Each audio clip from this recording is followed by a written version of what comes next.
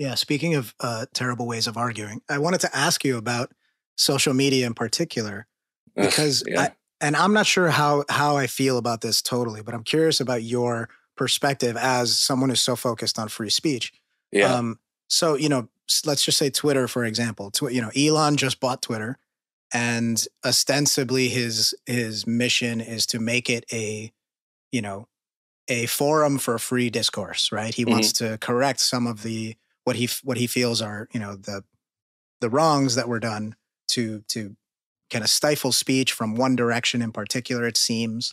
But anyway, I think that brings up a number of interesting sort of predicaments, which Hmm. reminds me of, thinking back to the time Donald Trump was finally booted from Twitter Yeah. and the reaction to that. And I'm still unsure about how I really feel, because on the one hand, Twitter is a private company. It's Yeah. owned by people, and they can set their rules and Yeah. parameters how they like. And so that they have every right to eliminate whoever they want for whatever reason they want. But on the other hand, it is being treated as a public square, Hmm. whether it is one or not, right? It's being treated as one. And if it's going to be treated as one, that sort of starts to push against some of those points on the one hand, about them having the right to remove whoever they want. So what do Hmm. you think? What should we do there? How should it work? How could it work? Yeah. How do you feel about this? Kind of early on, before it really even looked like he was going to, when it looked like he was actually backing away from buying Twitter or trying to take it over during that like weird faint moment. Right. I did an open letter to him saying, I listen, saw that. you don't Yeah. have to be bound by the First Amendment, although there are people, like there are politicians who would love to do that. But I urge you to avail yourself of its wisdom. 100 years of some of the best thinkers in America trying to figure out how you have free speech in the real world, as I mentioned earlier.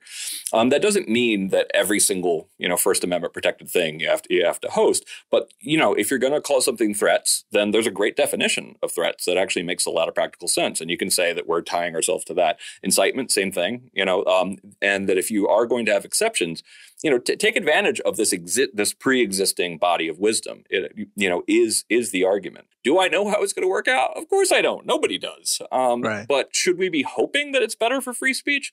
And I would like to think that for most Americans, and actually this comes out in polling too, again, right, left, black, white, all demographic groups are pretty good with freedom of speech, with the exception of the relatively small percentage of people who run Twitter. And there was a Hidden Tribe survey that labeled the top 8% of America in terms of wealth and education as progressive activists.